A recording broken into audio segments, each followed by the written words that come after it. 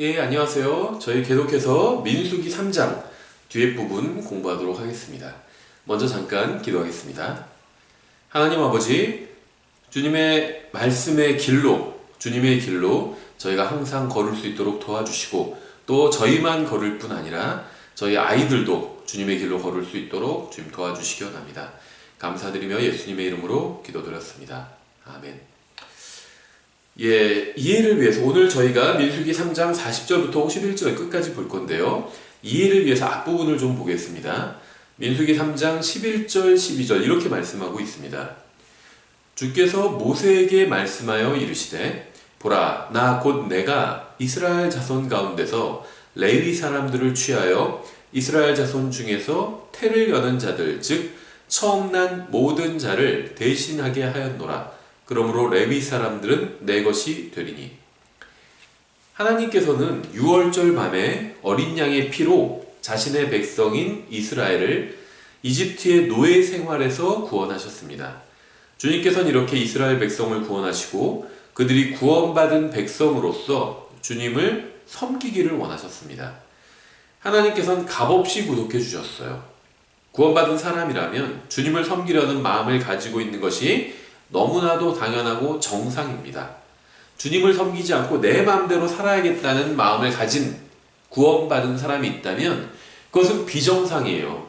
물론 오늘날에는 안타깝게도 주님을 섬기려는 마음보다 자기 마음대로 세상을 사려는 구원받은 사람들이 훨씬 더 많은 것은 사실이지만 아무리 그 수가 많다 할지라도 그것은 비정상인 겁니다. 구원받은 사람의 정상적인 모습은 주님을 섬기려는 마음으로 가득 차 있는 겁니다. 하나님께서는 모든 이스라엘 백성을 대신해서 레위 지파를 선택하셔서 이 레위 지파가 다른 지파를 대신해서 주님을 섬기도록 이렇게 지정하셨죠. 13절 이는 처음 난 모든 것이 내 것이기 때문이니라. 내가 이집트 땅에서 처음 난 모든 것을 치던 날에 이스라엘 안에서 처음 난 모든 것은 사람이나 짐승이나 다 나를 위해 거룩히 구별하였으니 그들은 내 것이 되리라. 나는 주니라. 구원받은 모든 사람은 주님께 속했습니다. 이것은 신약과 구약이 동일하게 증언하는 진리죠. 구원받은 이스라엘 백성도 주님께 속했고요. 구원받은 사람들의 모임인 교회도 주님에 속했죠. 그래서 우리는 주님을 섬겨야 되는 겁니다. 14절부터 16절에 이렇게 되어 있어요. 주께서 시내 광야에서 모세에게 말씀하여 이르시되 너는 레위 자손을 그들의 조상들의 집과 그들의 가족들에 따라 계수하되 난지 한 달이 넘은 모든 남자를 계수하라. 한 달이 넘은 사람부터 계수하래요. 하시니 모세가 주의 말씀에 따라 그분께서 명령하신 대로 그들을 계수하니라. 40절부터 43절까지 보면 주께서 또 모세에게 이르시되 이스라엘 자손의 남자들 중에서 처음 난 모든 자를 계수하되 난지 한 달이 넘은 자를 계수하고 그들의 이름 수를 세라. 나는 주니라. 너는 나를 위하여 이스라엘 자손 가운데서 처음 난 모든 자 대신 레위 사람들을 취하고 또 이스라엘 자손의 가축 가운데서 모든 첫 새끼 대신 레위 사람들의 가축을 취하라. 모세가 주께서 자기에게 명령하신 대로 이스라엘 자손 가운데서 처음 난 모든 자를 계수하니 난지 한 달이 넘은 자로 그들 중에서 계수된 자들 가운데 처음 난 남자가 이름 수대로 모두 22,273명이더라. 성경은 어떤 면에 있어서는 굉장히 극단적인 책입니다. 성경은 사람이 구원받을 수 있는 유일한 방법은 예수 그리스도를 통한 길밖에 없다고 말씀합니다. 성경은 오직 한 분 하나님만 계시고 구원자도 한 분밖에 없다고 말씀합니다. 성경은 그 유일하신 구원자가 바로 예수 그리스도라고 말씀하면서 그분께서 십자가 위에서 우리의 죄값을 갚기 위해 돌아가셨다고 말씀합니다. 성경에 의하면 이 세상에서 유일하게 오류가 없는 책은 하나님의 말씀인 성경밖에 없어요. 이러한 성경의 증언이 극단적이라거나 편협하다고 생각할 수 있을지 모르지만 성경에 의하면 이것은 모두 다 사실입니다. 그러니까 성경만이 진리고 구원의 길은 오직 예수 그리스도밖에 없다. 이렇게 성경이 말씀하고 있는데 성경을 믿는 사람이라면 이러한 사실을 받아들여야 된다는 겁니다. 이러한 성경의 증언을 받아들여야 된다는 거예요. 성경을 믿지 않는 사람들이야 이건 너무 극단적이야 이렇게 비난할 수 있겠지만 성경을 믿는 사람들이라면 이러한 진리를 받아들여야 한다는 겁니다. 하나님께서는 구원받은 사람들이 오직 주님만을 섬기기를 원하십니다. 주님도 섬기고 세상도 섬기는 것은 주님을 섬기는 것이 아닙니다. 주님도 믿고 세상 뉴스도 믿는 것은 주님을 믿는 것이 아닙니다. 주님도 사랑하고 세상도 사랑하는 것은 주님을 사랑하는 것이 아닙니다. 주님께서 자신을 섬길 자들을 계수하실 때에는 30세나 20세 이상부터 세지 않으셨습니다. 주님을 섬길 자는 태어난 지 한 달 된 사람부터 계수하도록 하셨습니다. 주님께서는 한 달 된 아기도 주님을 위해 따로 떼어놓기를 원하셨습니다. 크리스천 부모들 중에는 하나님을 섬기는 삶을 사는 것은 아이가 직접 선택하게 하겠다고 말하는 사람들이 종종 있습니다. 그들은 하나님을 섬기는 것은 아이가 직접 선택하게 하려고 하지만 아이가 무엇을 먹고 무엇을 입을지는 자신들이 아이를 위해서 대신 선택해줘요. 부모는 아이가 탄산음료가 아닌 우유를 마시게 합니다. 그것이 아이에게 유익하다고 생각하기 때문이겠죠. 하지만 아이가 하나님을 섬길 것인지 말 것인지는 아이가 결정하게 해요. 이것은 대단히 잘못된 겁니다. 구원받은 모든 사람은 주님을 섬겨야 하고 아이들이 주님을 알고 믿고 섬기고 사랑하도록 가르치고 인도해 줘야 합니다. 아이들이 주님을 사랑하게 만들 수는 없어요. 하지만 사랑할 수 있도록 알려주고 가르쳐주고 인도해 줄 수는 있다는 겁니다. 어린아이에게 글을 가르치고 식사 예절을 가르치는 것은 필요하지만 너무 어린아이에게 예수님에 대해서 가르치는 것은 신중해야 한다고 생각하는 크리스천 부모들도 있어요. 아이들에게 종교교육이 너무 이르면 좋지 않은 것 같아 이렇게 생각하는 분들이 있다는 겁니다. 그리고 크리스천 부모 밑에서 자라는 아이인데도 예수님에 대해서는 잘 몰라도 무슨 팅커벨이나 산타클로스나 요정이나 디즈니 만화 주인공에 대해서는 잘 아는 경우가 너무나도 많아요. 예수님의 구원이나 재림이나 심판이나 하늘나라나 지옥에 관해서는 알려주는 것은 아이에게 너무 극단적이 될 수 있다고 우려하면서 요정이나 지어낸 이야기, 디즈니 이야기 같은 건 아이에게 가르쳐 준다는 거죠. 대체 누가 이런 생각을 크리스천들에게 준 것일까요? 그들을 위해서 십자가에 못 박히신 하나님께서 주신 것일까요? 아니면 이 세상의 신이 알려준 것일까요? 예수님이 없는 삶이 얼마나 끔찍한지 알고 있다면 아이들에게도 그러한 사실을 알려주어야 합니다. 사람은 반드시 구원받아야 한다고 믿는다면 아이들이 한 살이라도 어릴 때 구원받을 수 있도록 예수님과 성경이 증언하는 세상과 인생의 진실에 대해서 알려주어야 합니다. 아이가 너무 크기 전에 예수님에 대해 알려주어야 합니다. 아이가 세상으로 가버려서 잘못된 것을 선택하기 전에 주님 안에서 누리는 화평과 기쁨과 확신을 그게 무엇인지 알려주어야 합니다. 성경에서 이집트는 세상을 상징하죠. 이집트의 노예 생활에서 구원받은 이스라엘 가족은 더 이상 이집트인 학교나 이집트인 쇼핑센터나 이집트인 클럽에 가지 않았습니다. 그들은 이집트로부터 완전히 분리되었어요. 하나님께서는 자신의 백성이 이집트로부터 완전히 분리되기를 원하셨습니다. 정상적인 이스라엘 사람은 결코 자신의 사랑스러운 아이를 이집트에 내버려 두고 자신만 그곳을 떠나지는 않았을 겁니다. 그들은 이집트에서 종로로 탄다는 것이 얼마나 끔찍한 일인지 충분히 알고 있었기 때문이에요. 파라오의 종이 된다는 것이 얼마나 비참한 일인지 너무나도 잘 알고 있었습니다. 그래서 믿는 이스라엘 사람은 사랑하는 가족 전체를 이집트로부터 데리고 나갔을 겁니다. 우리는 아이들에게 예수님과 세상에 대한 진실을 알려주어야 합니다. 무엇이 바른 것이고 무엇이 틀린 것인지 알려주어야 합니다. 이 세상이 어떻게 될 것인지 알려주어야 합니다. 예수님을 구원자로 받아들인 사람과 그렇지 않은 사람이 어디서 영혼을 보내게 될지 아이들에게 알려주어야 합니다. 아주 어린 아이 때부터 알려주어야 합니다. 아이들이 무엇을 먹어야 하고 무엇을 입어야 하고 어디서 잠을 자야 하고 어떻게 씻어야 하는지 알려주어야 하는 것처럼 무엇을 믿어야 하고 누구를 믿어야 하는지 알려주어야 합니다. 학교에 다닐지 말지를 아이가 아니라 부모가 결정하듯이 예수님에 관해 아는 것을 아이의 선택에 맡기지 말아야 합니다. 예수님을 믿고 구원자로 받아들이는 것은 아이가 결정할 일이지만 그분에 관해 알려주는 것은 아이가 아닌 부모가 결정할 일입니다. 하나님께서는 이러한 일을 아이의 부모에게 사명으로 맡겨주셨습니다. 구원받은 크리스찬 부모의 가장 큰 사명은 아이들에게 예수 그리스도를 알려줘서 아이들이 예수 그리스도를 사랑하는 사람으로 성장할 수 있도록 도와주는 것입니다. 오늘날 대부분의 크리스천들은 하나님을 모독하는 자로 아이를 키우고 있습니다. 저는 크리스천들이 아이를 무신론자로 키운다고 말하는 게 아니에요. 구원받지 못한 자로 키운다고 말하는 것도 아닙니다. 저는 대부분의 크리스천들이 아이를 하나님을 모독하는 자로 키운다고 생각합니다.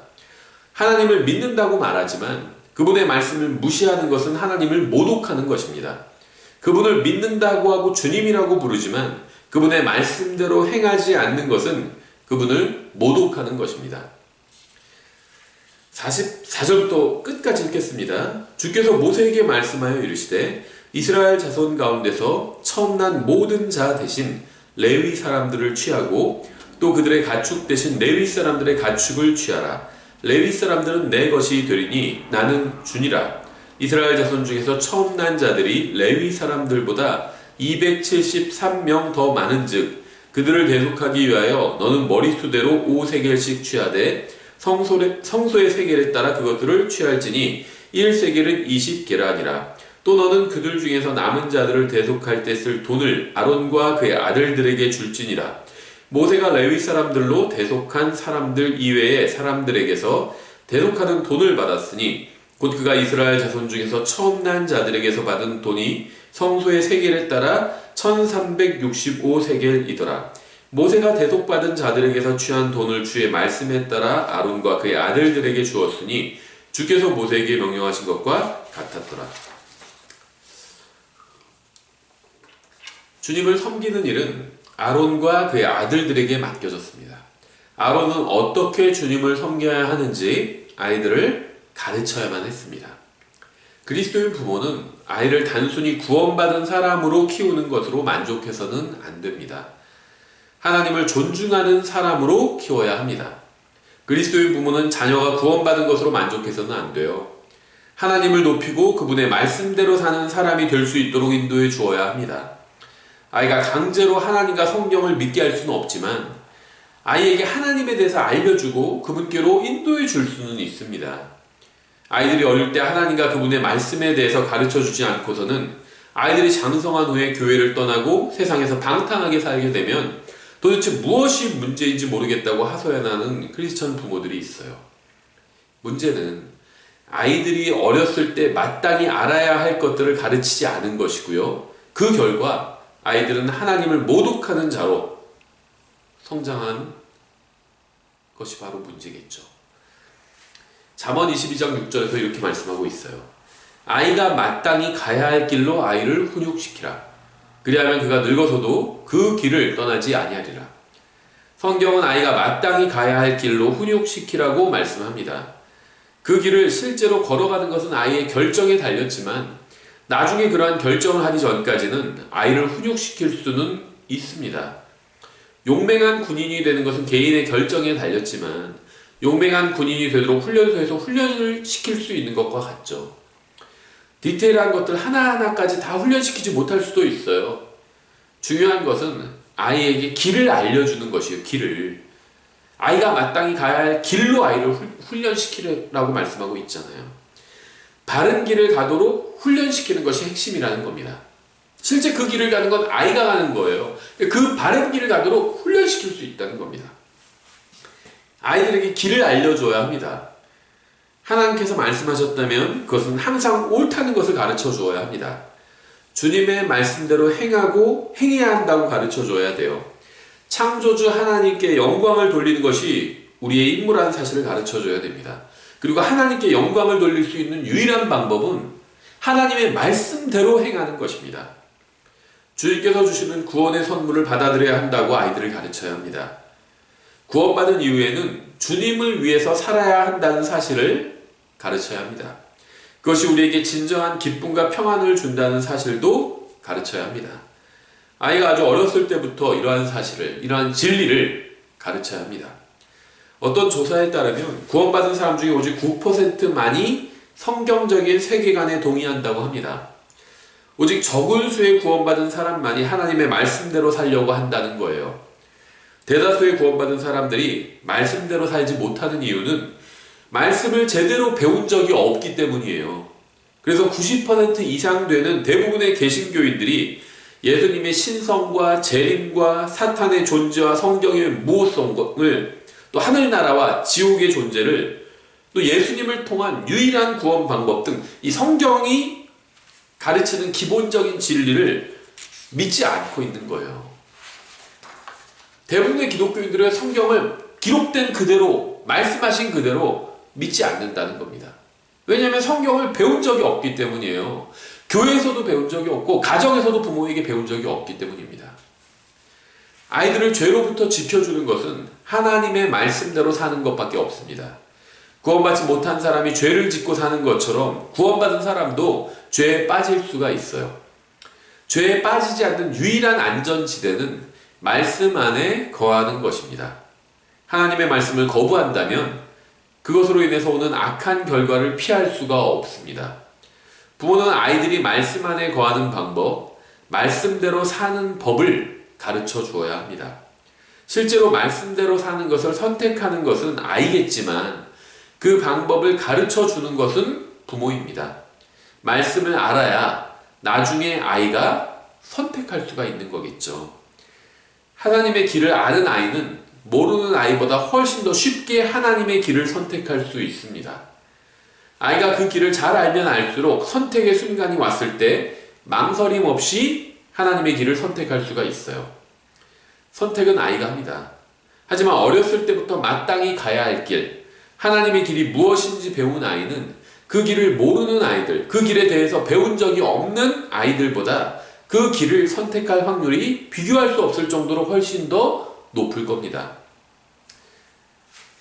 35절 이렇게 되어 있어요. 아비아일의 아들 수리엘이 무라리 가족들의 아버지 집에 우두머리가 될 것이요 이들은 성막의 북쪽 편에 진을 칠 것이니라. 무라리의 아들들이 관리하며 맡은 책무는 성막의 널빤지들과 그것의 가로막대기들과 기둥들과 밑받침들과 모든 기구와 그것에 쓰는 모든 것과 뜰 둘레의 기둥들과 그것들의 밑받침들과 말뚝들과 줄들이 되리라. 이들은 성막에 관한 책무를 맡고 있었습니다. 따라서 이들은 아이들에게 성막의 기구들에 대해서 설명해 주었을 겁니다. 성막의 기구들이 하나님 앞에서 무슨 역할을 하는지, 왜 존재하는지 설명해 줬을 겁니다. 이들은 아이들이 어렸을 때부터 성막에서 어떻게 주님을 섬겨야 하는지, 또 어떻게 제사장들을 도와야 하는지 가르쳤을 겁니다. 갈라디아서 6장 7절부터 9절엔 굉장히 중요한 말씀이 있죠. 속지 말라. 하나님은 조롱당하지 아니하시나니 사람이 무엇을 심든지 또한 그것을 거두리라. 자기 육신에게 심는 자는 육신으로부터 썩는 것을 거두되 성령에게 심는 자는 성령으로부터 영존하는 생명을 거두리라. 우리가 잘 행하는 가운데 지치지 말지니 우리가 기진하지 아니하면 정하신 때에 거두리라. 모든 사람은 뿌린 대로 거둬야 됩니다. 우리는 아이들의 마음속에 하나님의 말씀을 뿌려야 합니다. 아이들이 말씀을 받아들이면 말씀의 씨는 열매를 맺을 것입니다. 아무것도 뿌리지 않으면 거둘 것이 없는 것은 당연합니다. 아이들의 마음속에 말씀의 씨를 뿌리는 일에 열심을 내야 합니다. 아이들에게 하나님의 말씀을 가르치는 것은 절대 선택사항이 아닙니다. 그리스도인 부모라면 반드시 아이들에게 하나님의 말씀을 가르쳐야 합니다. 아이들이 어떻게 주님 앞에 나아가는지 가르쳐야 합니다. 이것은 모든 그리스도인 부모의 의무입니다. 우리는 강제로 아이가 예수님을 믿게 할 수도 없고 사랑하게 할 수도 없어요. 하지만 우리는 아이가 하나님 앞으로 나아가도록 도와주고 그 길이 어떤 길인지 알려줄 수는 있다는 겁니다. 강제로 그 길로 걷게 할 수는 없지만 그 길이 어떤 길인지 알려줄 수는 있다는 겁니다. 예, 오늘은 여기까지 보겠습니다. 감사합니다.